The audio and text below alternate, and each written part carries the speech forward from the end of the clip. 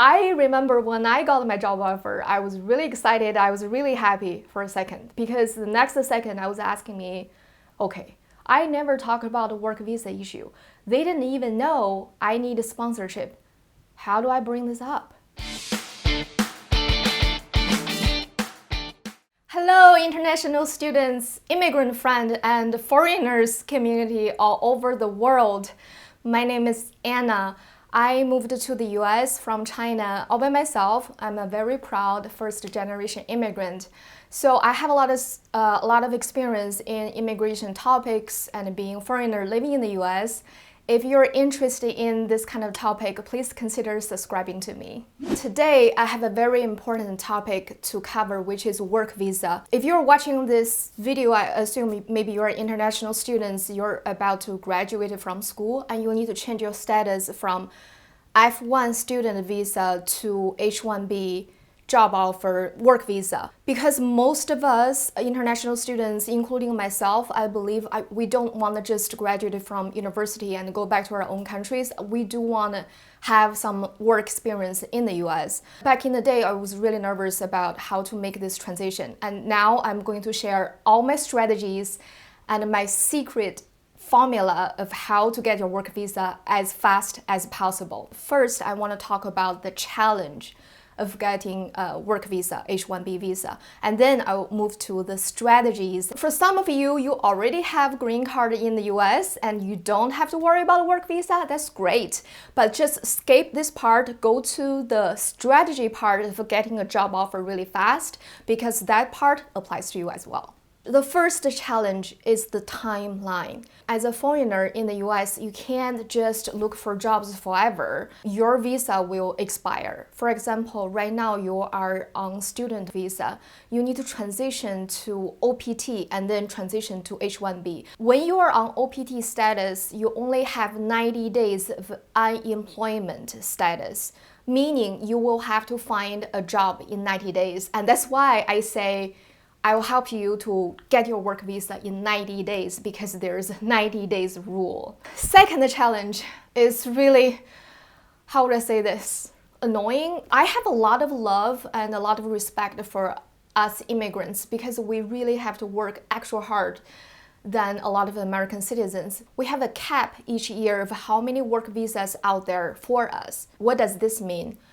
Each year in the US, there are 65,000 work visa available for us to apply. If you get a job, but all the visa 65,000 applications already used up, then even though you get a job offer, you're not able to get a work visa. In this 65,000 cap, the first 20,000 goes to people who has a master degree or PhD. Just inserting a very quick disclaimer, I'm not a professional immigration attorney, so please, you need to talk to an immigration attorney to give you a very specific, very professional explanation of the whole process. I just share my personal experience and I focus on strategies. So if you have a master degree, congratulations, you have a better chance, you are more competitive, but still 65,000 applications each year really is not a lot because every year millions of people apply for jobs. Not only you need to get the job offer, you also need to compete with that 65,000 application cap. So that's the second challenge you have. And I have a very special bonus tip I will talk about at very last. Is specifically designed to compete with this 65,000 cap. Using my secret formula, you may not need to compete with the 65,000 applications and still get your work visa. So please just keep watching all the way through. The third challenge, so many challenges, is that when you look for a job as an international student, as an immigrant in the US, you can't just look for whatever job. The job has to in your field, especially for H1B work visa. It has to relate to your field of study. So what does that mean? For example, if you are learning computer science at some university, after graduation, you can't just look for jobs in whatever field, whatever jobs. You can only look for jobs that directly related to computer science. If you want to drive for Uber for a month, you can't do that. They won't sponsor your work visa, and that may not be even legal. So that's the three, I would say, the main challenges for us. And now let's talk about strategies. Strategy number one. I want you to start telling everybody and their dogs and cats that you're looking for a job. You want people to know you're looking for a job. And you don't have to be embarrassed or shy about it. It's really normal for people looking for a job, right? But be careful. I'm not asking you to beg for a job. I'm simply asking you to tell people you're actively seeking a job opportunity. People could be like, hey, what's up? What's going on with you? You can be like, I finished my university. My focus is fill the blank, your field of study. And I'm actively looking for a job. You can just stop there. You don't even have to say, do you have any lead? Can you help me look for a job?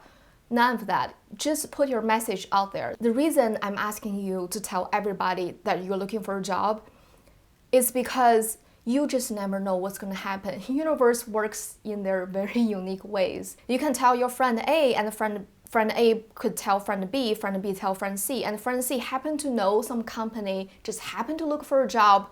They can mention that lead to you, and you can use the lead later on. So don't be shy about it.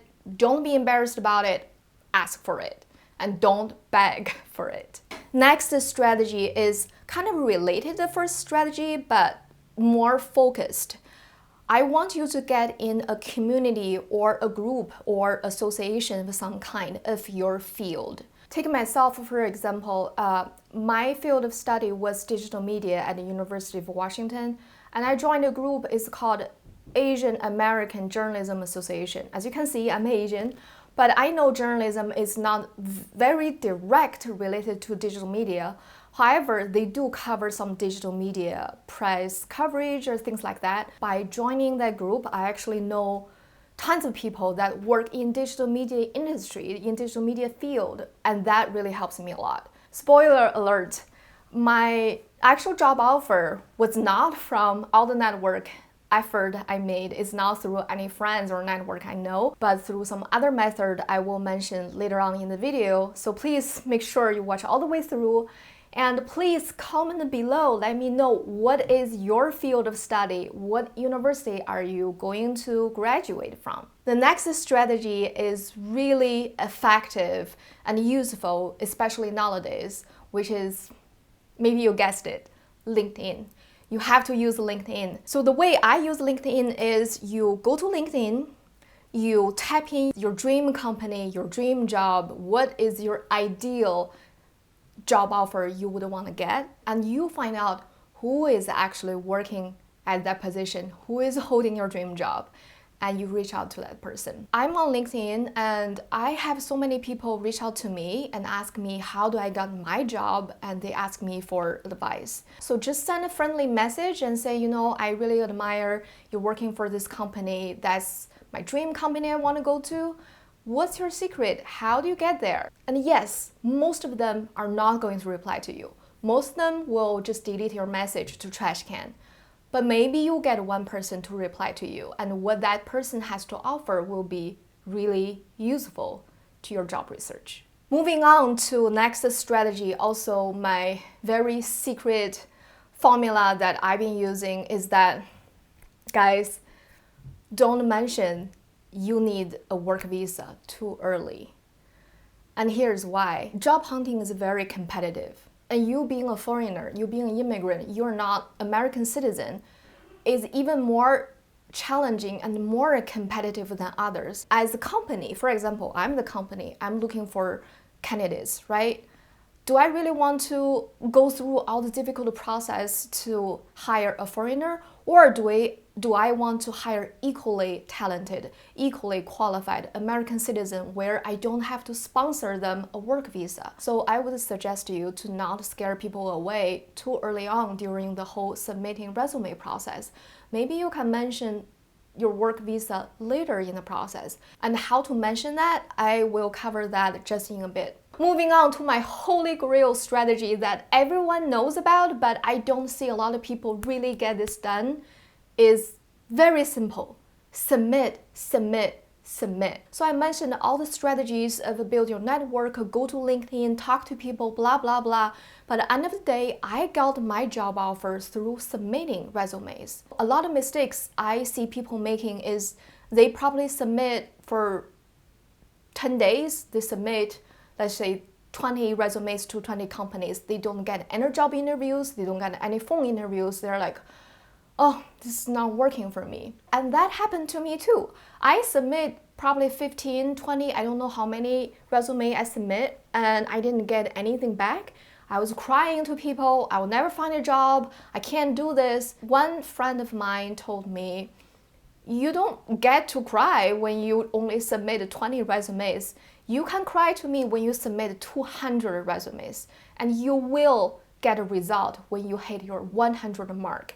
If you don't get any result in your 100 mark, come talk to me. Let's talk about what's wrong with your resume, what's wrong with your submitting. What I'm trying to say is, I got a lot of job offers in the US, so many years living here, and majority of the job offer I actually got was through submitting. So never underestimated how powerful submitting actually is. And I understand submitting can be scary. You probably are thinking, they have thousands of resumes. How can they look through my resume? This will never work. Based on my experience, it does work. You just have to put in the work. You have to be consistent. You have to be submitting every day. You have to be submitting a large amount for it to work. Next strategy is also my very, very secret formula that a lot of people don't do. And related to the submitting strategy is that follow up. Follow up, follow up, follow up.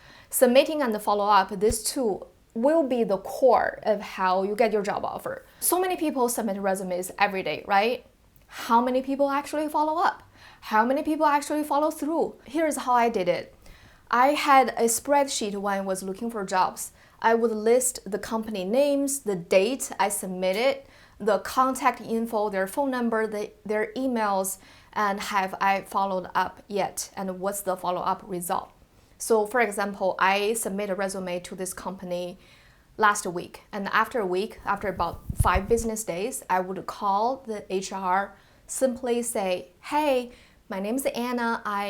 Last week I submitted my resume to this job position. I just want to check in and see if you see my material yet. Of course, not everybody answering my phone, and for the people who answer my phone, they have 2 different results. First result is, I'm sorry, we have too many resumes. I don't know who you are. Goodbye. But that's actually not a very common case. Most of the cases that I encountered was, oh, okay, what's your full name? Anna Pan. Okay, let me just research really quick. Yes, I got your resume. Thank you for submitting. Goodbye. So what does that action do for your job hunting? It guaranteed your resume is being reviewed by the HR person.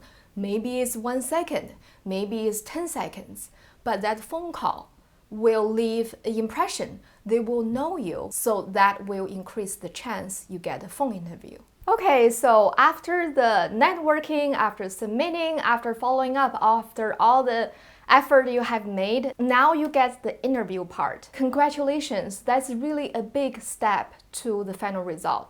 And my strategy for your job interview is, of course, you have to know the company inside out, okay? You have to know this job position inside out. You have to know exactly what they are looking for. And remember, getting a job is not about you.